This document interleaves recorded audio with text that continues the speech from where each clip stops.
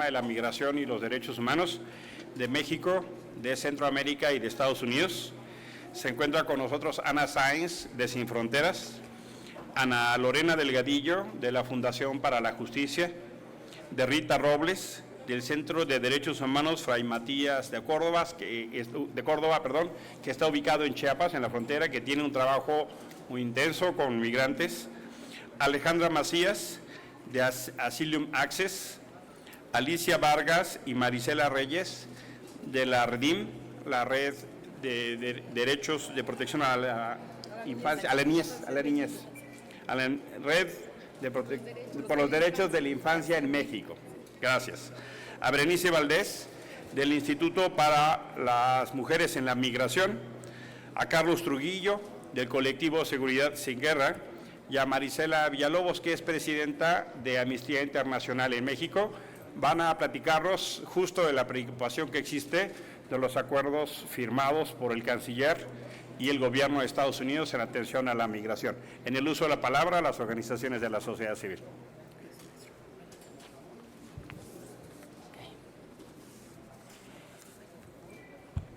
Muchas gracias por estar aquí presentes. Las organizaciones de migrantes y de la sociedad civil que defendemos a la humanidad en movilidad deseamos expresar. En las negociaciones se está sentando un precedente que abre la puerta para que Trump siga amenazando a México en el marco amplio de las relaciones bilaterales, no solamente en materia migratoria. El continuar por esta vía tiene implicaciones de sumisión y de comprometer la soberanía mexicana al gobierno de Trump. Cancillería está tomando atribuciones que no le corresponden conforme a las leyes mexicanas. El haber mezclado temas comerciales, económicos, usando como moneda de cambio a miles de personas en movilidad.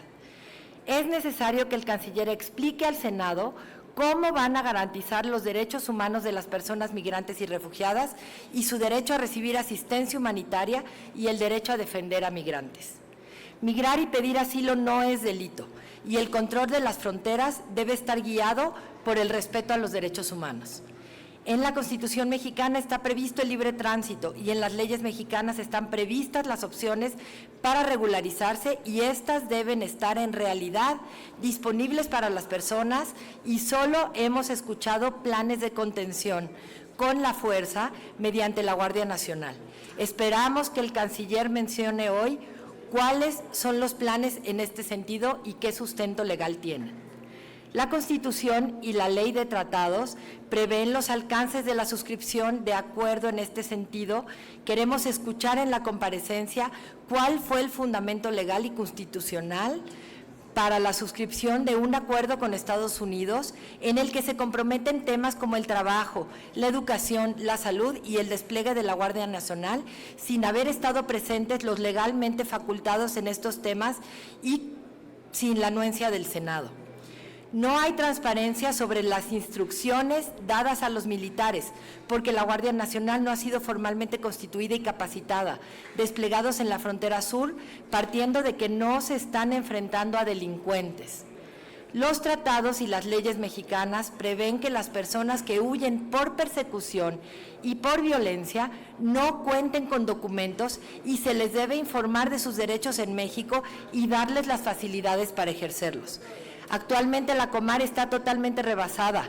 Ante la austeridad, ¿qué recursos se destinarán a la Comar y al INAMI para esta estrategia? Con el acuerdo del programa Quédate en México, las caravanas van a llegar de Estados Unidos y no de Centroamérica. Estamos previendo que si ahora por 3 puntos de devolución van 11,000 personas, podemos esperar 50,000 de hoy a diciembre por periodos prolongados. Esperamos que Ebrard explique al Senado y al pueblo de México la diferencia y las implicaciones entre Quédate en México, tercer país seguro y primer país de asilo, que tienen implicaciones muy diferentes.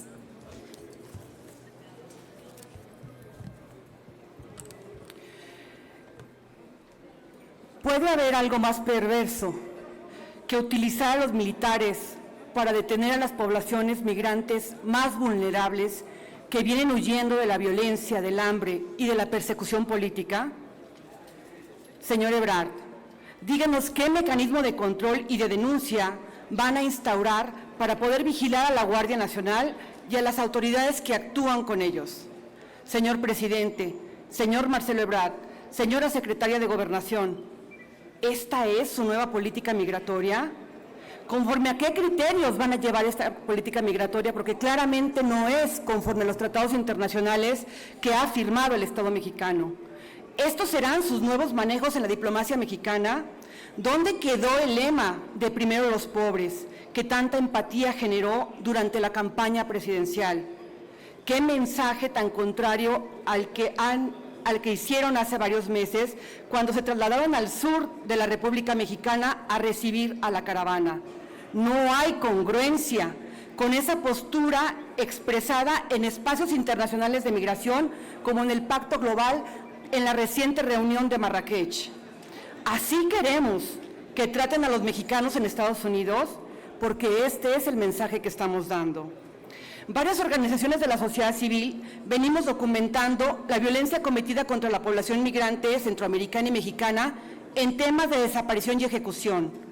El acuerdo a que está llegando México con Estados Unidos va a incentivar la actuación de los grupos del crimen organizado, quienes van a cobrar más, porque va a ser más difícil llegar a Estados Unidos, y harán viajar a las personas por rutas cada vez más peligrosas. Está de por medio la vida y la integridad de las personas más vulnerables de la región. No hemos escuchado cómo van a hacer frente a esto. Las personas ya no van a pedir asilo porque les están cerrando claramente las puertas, violando así la Convención de Refugiados. Ahora van a elegir continuar viajando a la clandestinidad.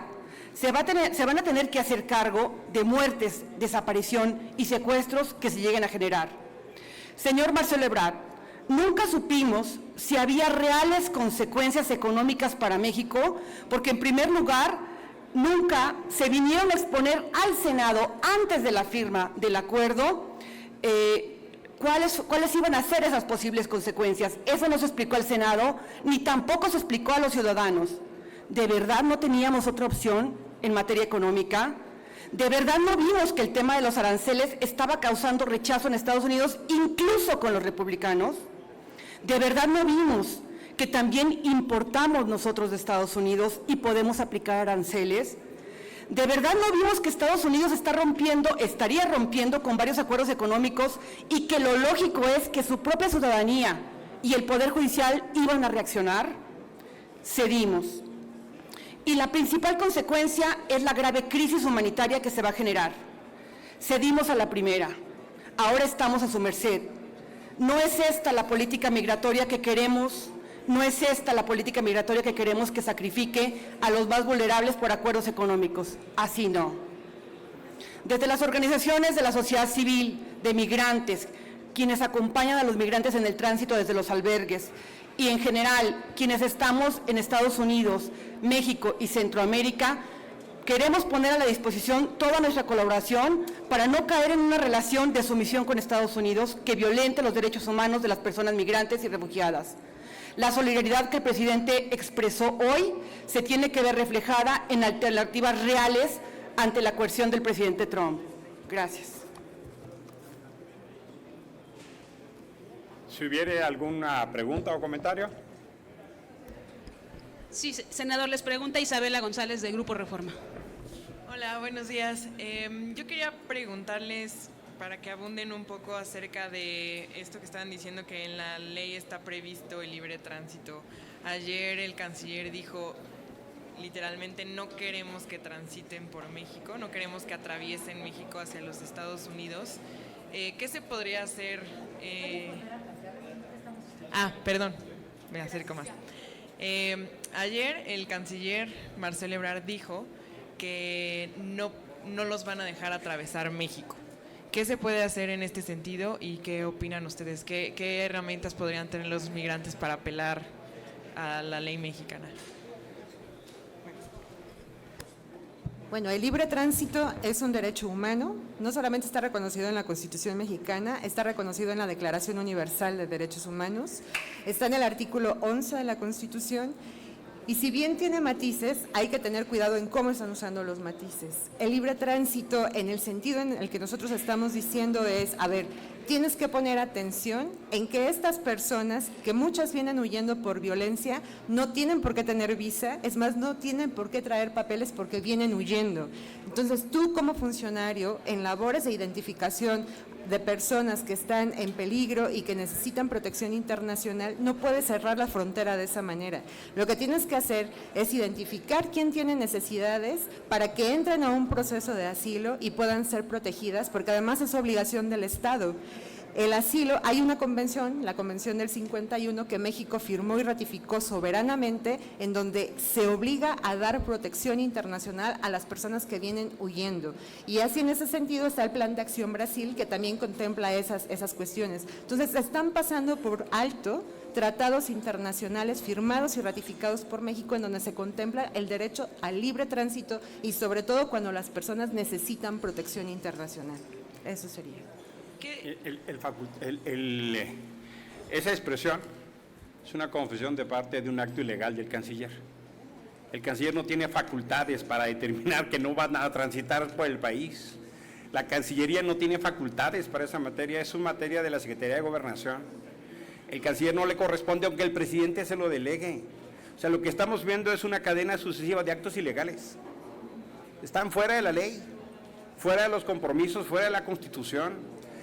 Que nos digan que el tema de los migrantes es un tema de seguridad nacional, que piensen que una familia de hondureños pobres con una carriola es una amenaza a la seguridad nacional de México, es una derrota de los principios de la diplomacia mexicana de décadas. Que en una semana Trump cambie todos los principios de la política, doblegue la Constitución, obligue a actos ilegales, es la derrota de los principios de la dignidad. O sea, es inaceptable. Y que el canciller nos venga a decir que no van a permitir el tránsito, es contra la ley. Vamos, estamos en una cadena sucesiva de actos violatorios de derechos humanos. Es absolutamente ilegal lo que está diciendo el canciller. Hay medios para combatirlo, sí, desde distintos recursos, amparos en materia de acción judicial, de la CNDH y algunos otros que haremos valer. Vamos, hay una serie de acuerdos que ni siquiera el Senado ha revisado y ya se están implementando. O sea, no han venido aquí a decirnos qué van a hacer. Y ya los están implementando. Es una burla al Senado. La siguiente pregunta es, ¿qué proponen ustedes entonces hacer? Digo, ya se acordó esto con Estados Unidos. México tiene 38 días para evitar que se pongan los aranceles o el acuerdo tercer país seguro, que también entiendo que es algo que ustedes no recomiendan. Entonces, en 38 días, ¿qué se puede hacer? Miren, 3 cosas. Primero, falta generar una política de Estado de movilidad humana. Por eso el gobierno de Trump aprovechó ese vacío para imponer las medidas que el gobierno tendría que hacer, porque no está hecha. Desde sociedad civil ya hemos hecho una propuesta de política de inclusión que sea intersecretarial, no al mando de Cancillería, ni siquiera nada más de Segov, una en donde están coordinadas todas las secretarías de Estado. Ahora, la ley de migración actual ya prevé diferentes mecanismos de la entrada regular. Hace falta que accionen a los consulados mexicanos en Centroamérica para que haya una posibilidad real de que la población centroamericana acceda a un documento antes de venir. La población que no puede acceder a un documento porque está huyendo significa salvar la vida y la integridad de las personas y sus hijos. Significa que no van a poder tomar un documento, significa que cuando lleguen a la frontera con México no van a poder demostrar quiénes son, y eso México lo ha asignado en todas las convenciones, en su ley de asilo y refugio y además en el Pacto Mundial de Migración para una migración regular, segura y ordenada, y en el Pacto de Refugiados. Tenemos el marco legal para que México genere canales reales de un ingreso regular y de una regularización y protección internacional. Lo hemos entregado ya con propuestas muy concretas, inclusive operativas. Necesitamos que el Gobierno de México, el presidente Ebrard, la Secretaría de Gobernación y todas las instancias consideren a la sociedad civil, que llevamos años trabajando y que ya hay propuestas concretas de solución y nos han mantenido al margen. Y la otra cosa que quiero decir es, nos hemos asesorado por economistas. Entendemos que hay opciones. El Gobierno de México no ha dicho las implicaciones del aumento arancelario, ni ha dicho cuáles son los escenarios que podría tener. Queremos que quede claro que lo que ahorita está intercambiando México no es solamente a las personas migrantes como moneda de cambio, sino está sentando las bases de la relación con Estados Unidos, porque nos van a estar amenazando entonces ante cualquier negociación de subir los aranceles. No podemos caer en una dinámica de coerción de esa naturaleza, y hay propuestas. Entonces, una concreta es: queremos hablar con el secretario, con Presidencia y con el canciller para poder darles la propuesta y hacer una ruta real, porque la población que está siendo atendida es por las casas de migrantes y albergues de sociedad civil, no hay de gobierno. Entonces, queremos contribuir y queremos esa reunión para dar las propuestas. Gracias. La siguiente pregunta es de Ethel Riquelme, de Arsenal. Hola, buenos días. A ver, 50,000 personas, que son las que ustedes consideran para diciembre, no me parecen que sea una cantidad pues, amplia. Es la cifra que tienen, digo, pido revisión a esa cifra si la confirman. La otra, ¿cuál sería el costo de la migración en términos económicos y sociales, y cuál sería el costo de la inseguridad también en términos económicos y sociales? Y para el señor senador, no está en la permanente, sin embargo usted fue muy activo en todo esto de la generación de la Guardia Nacional. La Guardia Nacional, hubo un punto en el que se complicó justamente por el asunto migratorio. ¿Cuál es la participación de la Guardia Nacional facultada por ese proyecto de ley? ¿En este momento están cumpliendo? Gracias. Buenas tardes. Lo que estamos viendo aquí es que México no está en condiciones para firmar un acuerdo de tercer país seguro. Hay que tener en cuenta qué significa primero ser primer país de asilo, tercer país seguro y también el programa Quédate en México. Lo que estamos viendo ahorita es que la Comisión Mexicana de Ayuda a Refugiados está rebasada con todos los trámites que tiene pendientes de solicitantes de la condición de refugiado a partir de 2017. A raíz del sismo de 2017, la Comar suspendió los términos en Ciudad de México para dar respuesta a todas esas solicitudes, más los que se han ido acumulando de 2018 a 2019 no tiene la capacidad para ser tercer país seguro. Al México ser tercer país seguro, eso significa que ninguna persona podrá solicitar asilo en Estados Unidos y todas deberán solicitar asilo aquí en México. Tenemos muchos problemas sobre la integración para las personas que ya han sido reconocidas como refugiadas en México. Estos programas no los está teniendo en cuenta el gobierno mexicano. No hay programas de integración, no hay políticas públicas para que puedan acceder a sus derechos. Entonces, ¿qué significa para las personas que están en el programa Quédate en México? Nosotros hemos tomado en cuenta esta cifra de 50,000 personas, que son las que retornaría a Estados Unidos al final de 2019, pero no hay un plan para integración de cómo estas personas que van a estar teniendo un periodo para poder terminar su procedimiento en Estados Unidos, cómo van a poder acceder a todos estos derechos. Se les va a otorgar un permiso para poder trabajar. ¿Quién va a llevar a cabo la integración de todas estas personas? Perdón, ¿serían 50,000 los que regresan más los que están entrando? Sí. ¿Esa cantidad qué nos da? No tenemos una cifra exacta ahorita. Lo que sí creemos es que con el programa y con estas medidas que se están implementando, sí se incrementaría el tráfico ilícito de migrantes. Es lo que se puede incrementar. A ver, usted dice muy bien, el tema de la facultad de la Guardia Nacional para atender migrantes no está en la agenda ni en la ley. O sea, lo que eso va a pasar es que va a violar no solo la ley de migración, la ley de asilo y las facultades del Senado. Tan es así que cuando se discutieron las leyes secundarias, se convino para modificar cómo intervendría la Guardia en materia, por ejemplo, del registro de detenciones, y se quedó para modificar en el periodo siguiente. O sea, de hecho, le están dando una atribución que no está regulada. Sí se puso en la ley que la Guardia Nacional podía cuidar las fronteras, pero no tiene facultades para detener migrantes. Ese fue un tema de una enorme discusión en el periodo pasado para las leyes secundarias de la Guardia Nacional. De hecho, fíjese lo que está pasando. En unos meses Pasamos de una oferta, de un trato de visas humanitarias y solidaridad a la expulsión y a la retención y a decir, no los queremos, es un tema de seguridad nacional y vamos a auxiliar la Guardia Nacional para detener a los migrantes. Cuando Estados Unidos desplegó la Guardia Nacional en la frontera norte, nos preocupamos y dijimos que era una señal no amistosa. Ahora vamos a desplegar 6,000 integrantes de la Guardia Nacional en la frontera sur. O sea, es un acto de esquizofrenia pura en materia de los principios de la diplomacia exterior. O sea, es gravísimo lo que está haciendo el gobierno mexicano, entregando en una semana de esa manera. Además, aprender a vivir con la espada de Damocles en la cabeza. Cada que el presidente Trump quiera, entonces va a invocar el 5% de los aranceles para lo que se le pegue la gana.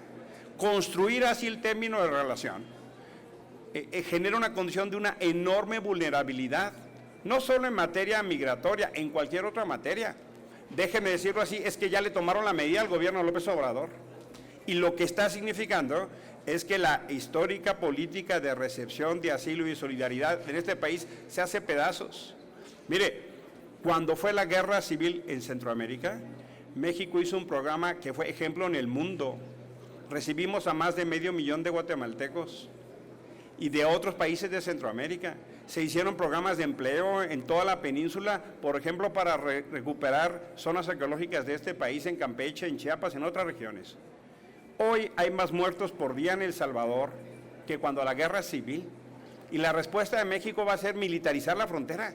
O sea, ya están hablando de poner los estándares de la frontera norte en la frontera sur. Vamos, no guarda proporción alguna lo que está pasando. Y por supuesto que se está pasando por encima de las atribuciones del Senado. ¿Cómo así que están implementando acuerdos que el Senado ni conoce? Hoy la comparecencia tiene que ver con el Tratado de Comercio, el TEMEC, que está en agenda para el Senado en el periodo extraordinario de la próxima semana. Pero este Senado tiene que estar revisando con exhaustividad los acuerdos que firmaron con Trump. Hay compromisos ya del Estado mexicano y contando. Ahora tenemos 38 días, no 45. ¿Cómo se van a ir a representarnos y a negociar si el Senado no ha aprobado? Es atribución constitucional del Senado. ¿Podría agregarnos un comentario con respecto a la seguridad? Perdón, ¿podría agregarnos un comentario como senador con respecto a la seguridad pública y toda esta desmovilización de la Guardia Nacional en otros terrenos para poder seguir a las fronteras? 5 días antes de que se hiciera público el acuerdo, el gobierno federal le presentó un documento a la Guardia Nacional. No estaba en sus prioridades la protección, la contención y el regreso de los migrantes. No estaba en sus prioridades. Las han trastocado absolutamente y por supuesto que eso cambia las prioridades en materia de seguridad. Ahora resulta que una familia de hondureños pobres es una amenaza. Están trastocando absolutamente la agenda de seguridad del país a petición de Estados Unidos. Claudia Salazar, de Grupo Reforma. Perdón, nada más para agregar un punto. Me parece muy importante la pregunta que hace usted en términos de seguridad.